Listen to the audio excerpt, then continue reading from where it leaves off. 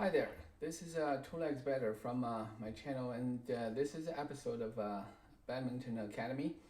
And I I got to make a confession. I actually didn't really feel like doing an episode today, but then I watched an interview by Joe Cladd with Kurt Warner. If you know anything about the American football, the National Football League, then you know that Kurt Warner is one of the greatest quarterbacks ever played the game, and he's also a great guy. I really, the guy is experienced. His life has so many up and downs. And so very humble guy, and I like him a lot. And I also like Joe Cladd a lot, mainly because he is kind of nerdy guy. That's what he calls himself. I like that. And his analysis is always in depth. It doesn't make him right or make him whatever. It doesn't mean I agree with everything he says, but I like his approach. I like the in-depth approach. So you want to look behind something, you analyze something, in an intelligent manner. So what they talk about was the quarterback plays, the college quarterbacks and NFL quarterbacks. Like I'm also kind of a nerd. I love American football. I love watching it, and I love listening to these guys talk about that. They are the true experts. They were the highest in their sports, so that's really just great. And I can also understand why a lot of people may not enjoy that. They just like the touchdowns, the success, and they do not necessarily understand or appreciate the details. Same for badminton. Same for badminton. A lot of people just enjoy the national heroes, the Lin Dans, the Li Zijias of the world, and they do not necessarily want to see all the details. I actually saw a comment saying that the long rallies are boring, even played by the top athletes. I totally disagree with that.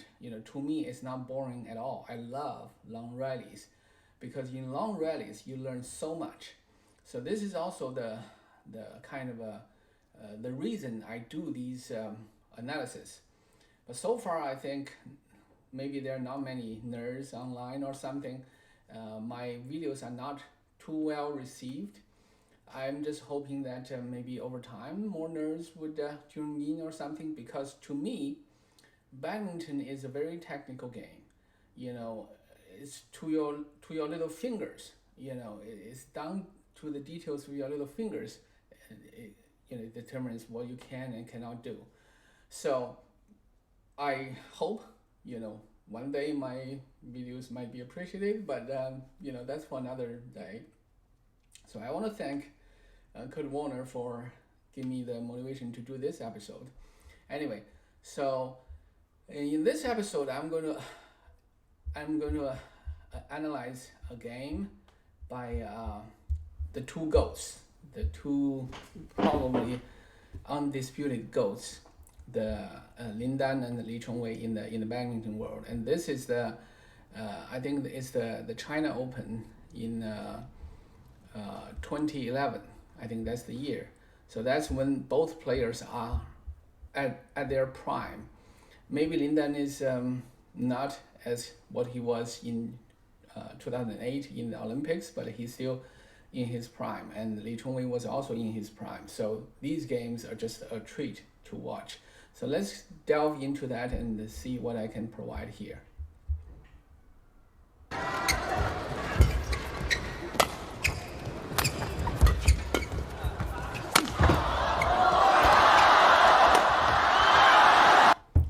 Okay, first I want you to see that is the score is 19-19, so it's a critical time.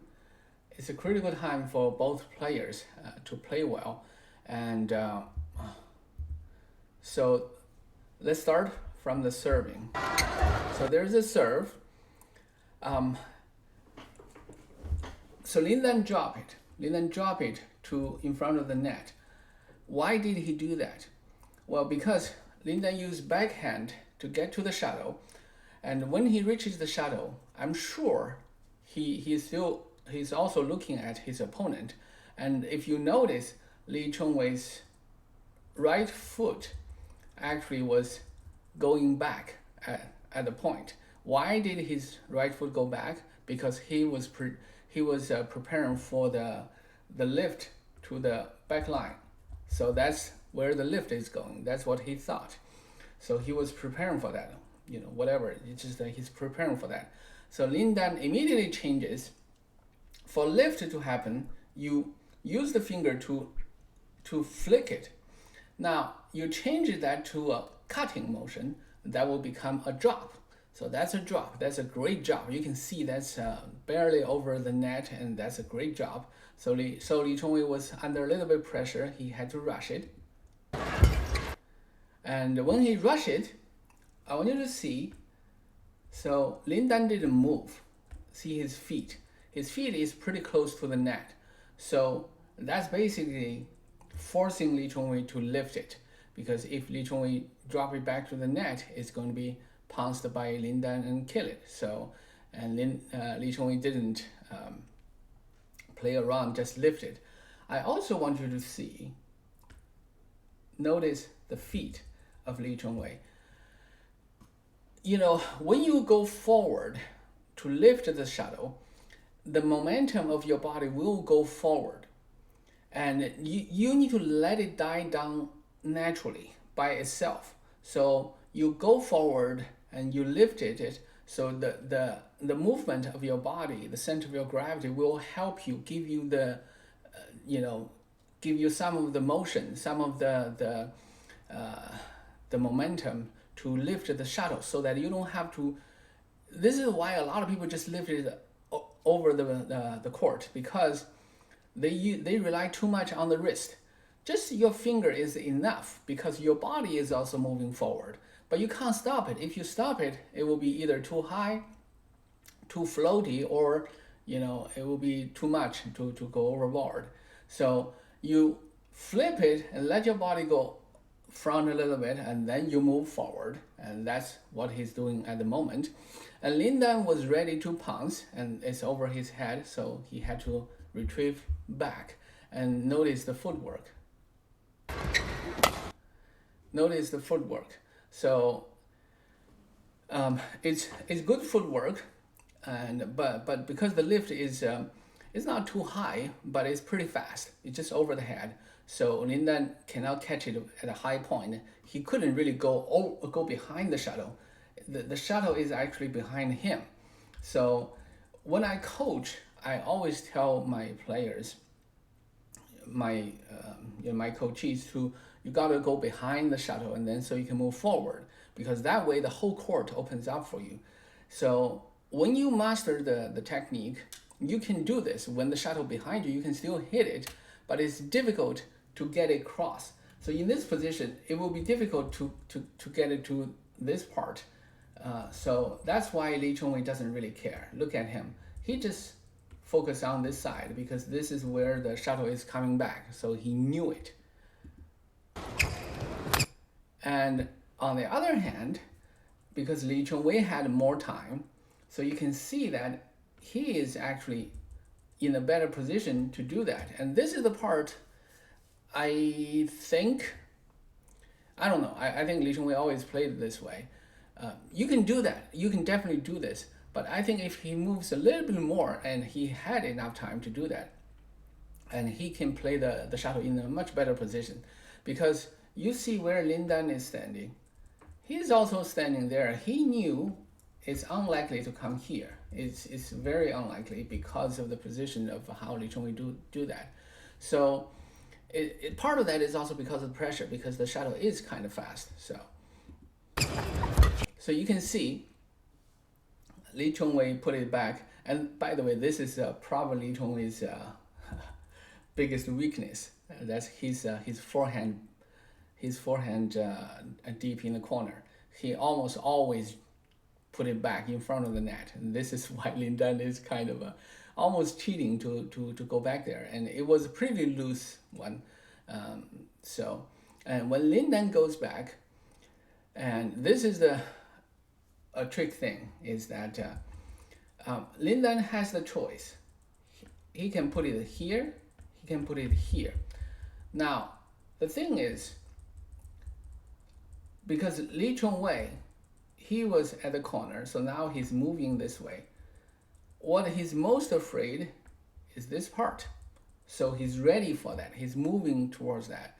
So that's why Lin Dan push it straight back. And if you watch some of the Morton Frost commentations on some of the games, and Morton once said, you always push it straight, never cross, because cross is too long. It's too easy for your opponent to get it, and but it's easier said than done. So basically, because the swing goes forward, and it will be easier to let it go cross, so it can hit and it can go cross. So it's easier to make it work. But to push it straight, you need to rotate the racket head before it touches the shuttle. So that's exactly what happened. But Li Chongwei was ready. Li Chongwei is really, really fast. He was ready for that. So he basically lifted high. And this is a critical moment. So Lin Dan decided to and again, Li Chongwei was ready for the smash. And not only he returned the smash, he returned it with interest. It's a cross court. And that is a beautiful play. It's a brilliant play. You got to guess it right. You got to get ready, and you got to be able to do that. And the quality was great too. So that's a perfect play. And I think this is when Lin Dan was a little bit impatient. He wants to get the point. And I would think a more patient Lin Dan would probably hit it back there, to regain the balance. But he also saw an opportunity because it's a lift not too high, it's in the midfield. So whatever, that's what he chose to do, and that's what Li Chongwei did. And so Lin Dan had to scramble and lift it high, and Li Chongwei was ready there to do the smash. You can see he moved very quickly behind the shuttle and then just smash it, and the body goes forward and afterwards and everything. And look at the position of the smash. He didn't really smash it to the open court, because, well, he could, but he didn't. It's sometimes if you try that, you might go overboard. And another possible one is he didn't smash straight. That's another way he can do it, and he chose to smash to the body because Lin Dan was really fast. Although Lin Dan was scrambling, it's a lifting high, so Lin Dan was moving back. So you can see where his feet are.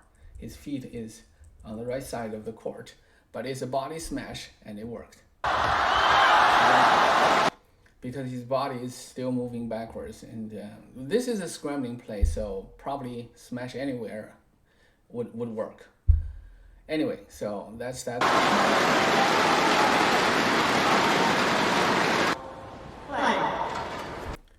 All right, I think that's the next. Yeah, I think the first game won by Li Chongwei, 21-19. I also want to point out the applaud. And notice this is played in China. This is played in China, 2011 in Shanghai, and the audience were applauding Li Chongwei. I really love that. Li Chongwei is Malaysian Chinese, and not that it means anything. He's just he's one of the greatest players ever played, and is rightfully appreciated. Although he's playing against the legend in China, that's Lin Dan, right? Actually, at the point, probably a lot of people have sympathies for him and wanted him to win the world championship. Anyway, so let's see. This is another one.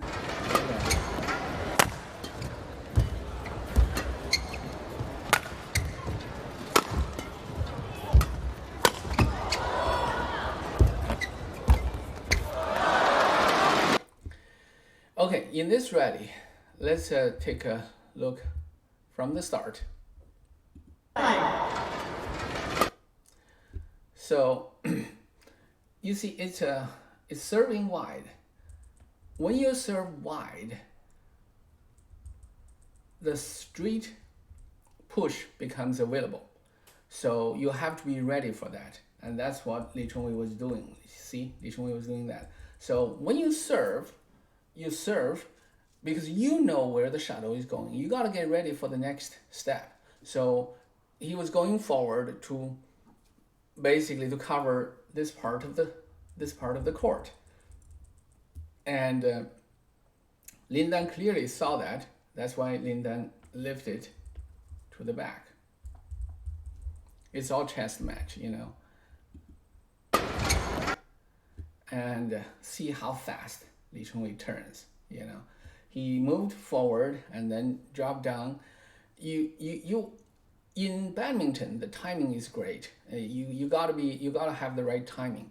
The timing is you push your body down and then you wait your opponent to hit the shadow. Before they hit the shadow, you don't move. You don't go back up. When they hit the shadow, you know where the shadow is going. That's when you go back up. And that's how these guys can be so fast. That's how An Yang is so fast. You know, they don't look fast like Lin Dan, even Li Chongwei sometimes on the court. They don't look fast, but they always get to the shadow. Why? Because of the timing. They don't waste any unnecessary motions. Their timing is great. So now Li Chongwei moves back and use a little jump to get to the position. Jumping is very important in badminton, not just because it can move you to places, but also make you adjust your body in the mid-air. So jumping is always important. If you can jump, jump.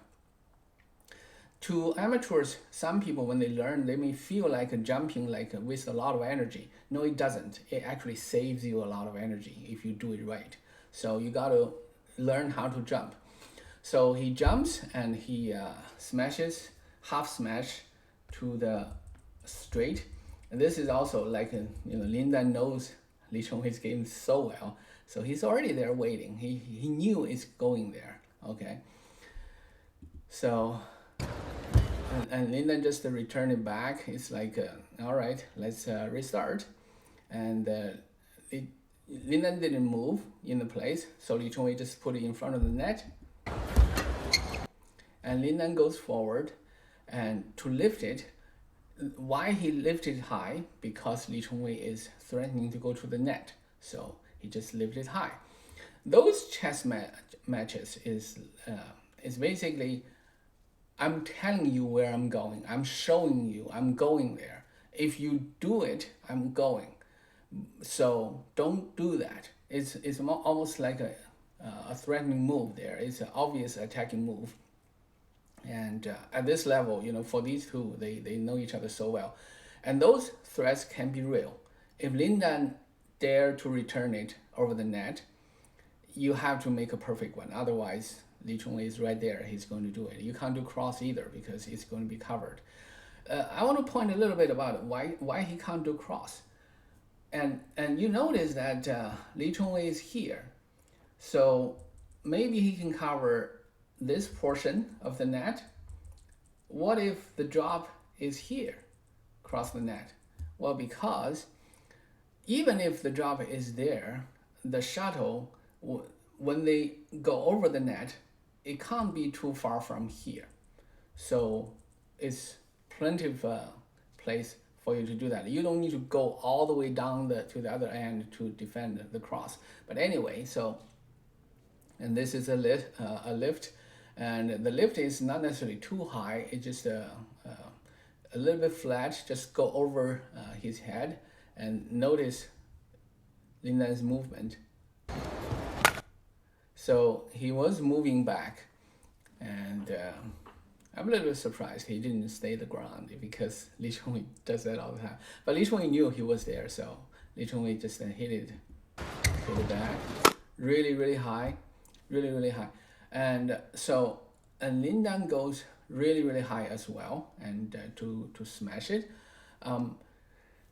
It's a half-hearted smash. It's not a very strong smash.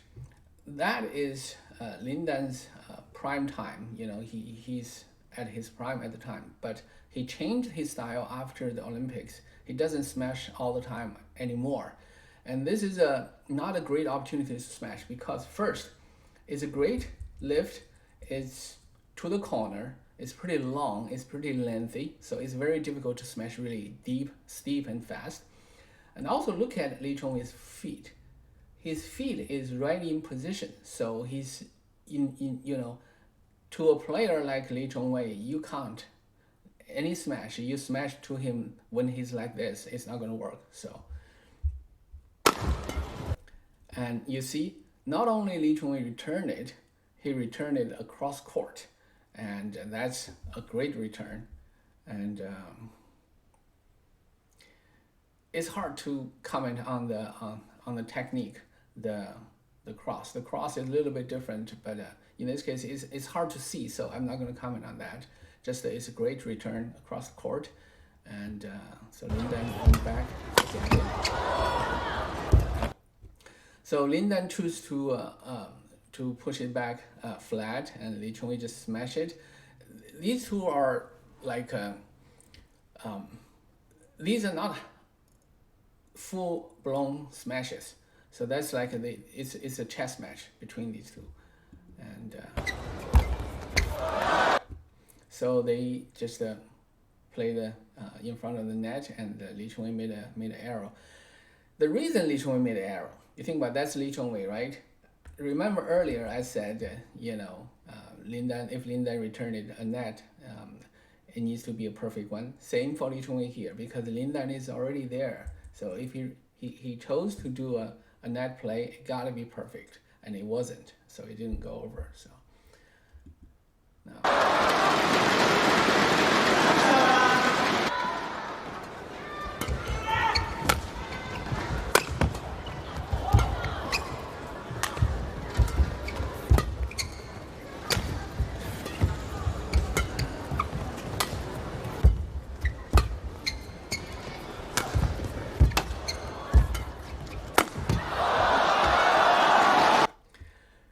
Okay, I don't know if you notice all these stops. The thing about badminton is when you play, it's all continuous. But when you train, when you learn, or when you think about it, you have to separate that in your brain, because your movement, you get to the position. I find it helpful to separate into three steps. So the first step is to get to where you want to go. First is move to you move to where you want to go, and when you move, one thing to pay attention is your racket need to go forward, so it gets there. It always gets there first, and when you get to the position, then you make the hit. You do the swing, you flip or whatever you do, and then you move backward. You move back to your ready position. So that's the 3 steps you do. And in the second step, especially for single, many times you have chance to do a little bit of a pause and see where your opponent is, and then do the change. You can threaten with one shot and then change it to a different one. So that's exactly what they did here. So it's pretty brilliant. Let's see if I can point it out.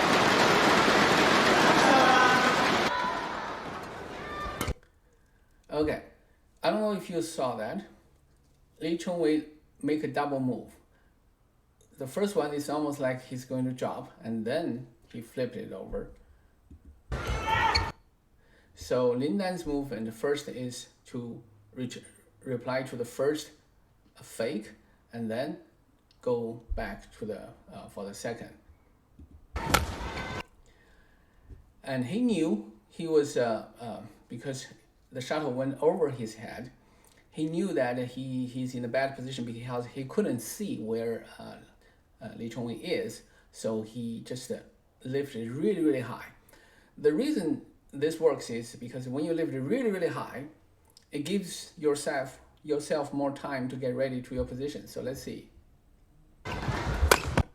You see? So When Li Chongwei moves back to make the shot, Lin Dan is already there, and he was ready for the shot. And it's not a very good smash because Li Chongwei is moving backward. When you move backward and you smash, the smash tend to be flatter and longer, and not as steep and not as powerful. So that's another reason why Lin Dan can just fast hit it back. See, it's not only a cross, but also very fast back. But Li Chongwei is definitely no slouch, and just go forward to get it, and see all the feet, and see Lin Dan's feet. And that's what they're doing there. It's just it's beautiful for me to watch. I think they are ready. See, and this is why Li Chongwei pushed it to the back. So when Lin Dan was ready, Li Chongwei has no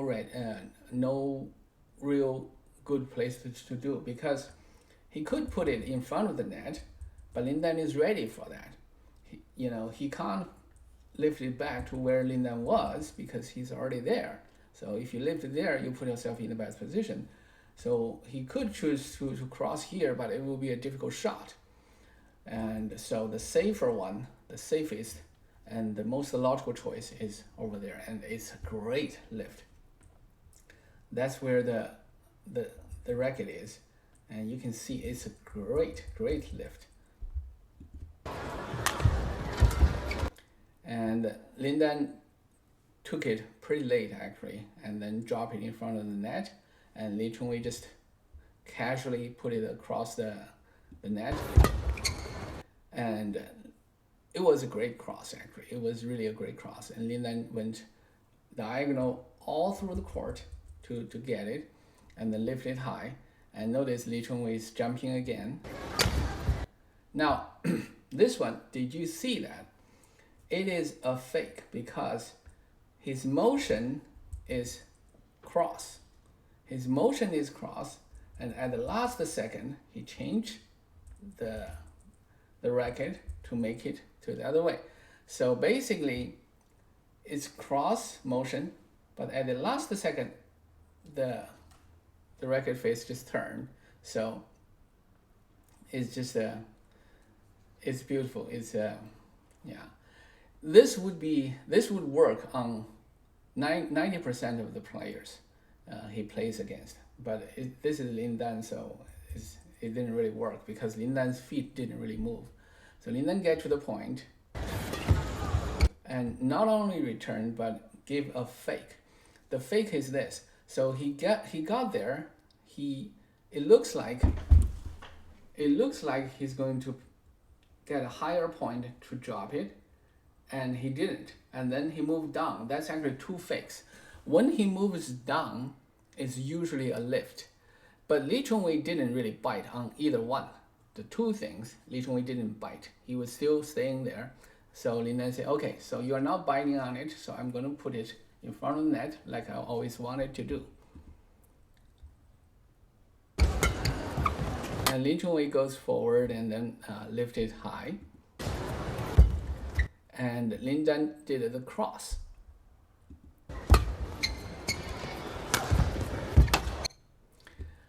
This is, I don't know if you see this fake from Li Chongwei.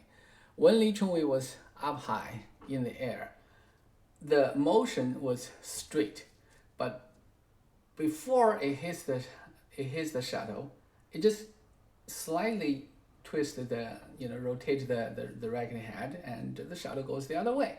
That is, let's see if you can see the little pause in Lin Dan's return. Okay, see this one, okay? So Li Chongwei is going to go up and pretend to smash straight and then go to cross and see how Lin Dan reacts. You see that? Lin Dan was reacting, trying to get to his left, and then saw that the shuttle goes the other way. That's why he was scrambling. Oh, you got to go the other way.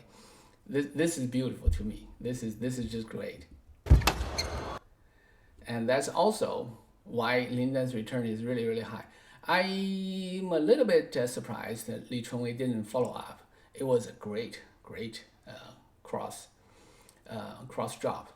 So if he followed up, yeah, then probably Lin Dan would just lift it high. But he didn't follow, so Lin Dan dropped it in front of net, and because he's not there, so Lin Dan can do it, kind of high. So it didn't really matter that much. And Li Chongwei tried to push it over Lin Dan's head, and Lin Dan was ready for that. And jump high and smash. Yeah, and that worked.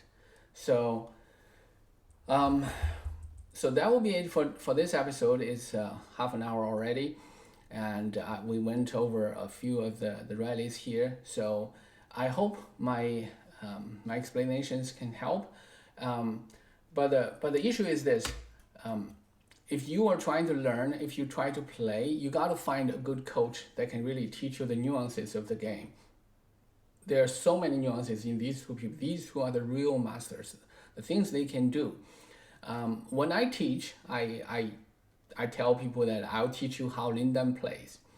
People don't really believe me. I don't think they do. But you can play like him.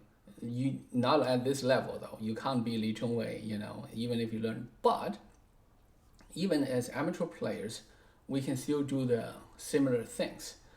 If we put ourselves in the position and we can play all the shots, the whole court would be open to you. You can observe your opponents. So all these things would be there for you to do. So, and you do not have to have the aspiration to become the best in the world to learn all these stuff. To me, badminton is a craft. You learn all the details and you understand every details, and then you make choices, and that's like anything in life, and you're gonna have good results. Anyway, so this is Two Legs Better, and thank you for watching my channel, and please subscribe and share, and come back for more later. In the meantime, have a great day.